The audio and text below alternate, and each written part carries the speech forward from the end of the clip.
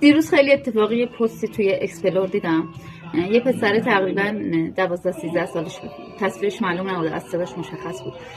بعد یه قاشق برداشته بود، میگفت امروز اولین روز پیجه، به ازای هر فالوور یه قاشق میکنم. یه نفر فالو کرده یه قاشق میکنم.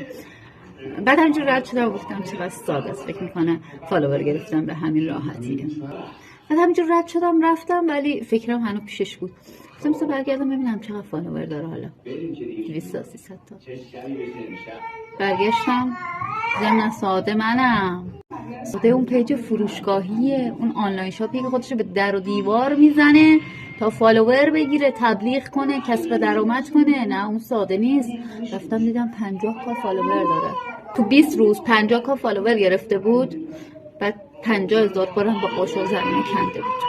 میخوای من با همزن زمین رو بکنم؟ حالا اینجا که نمیرسه خونه همسایه، برم بیرون بکنم تو پارک. کلا یه تک استوری هم داشت که ممنون منو فالو کردی. حالا من 3 تا بچه رو ول میکنم، زندگی رو ول میکنم، میشم میام اینجا تولید محتوا میکنم، از 2000 تا فالوور 100 تا لایک میگیرم.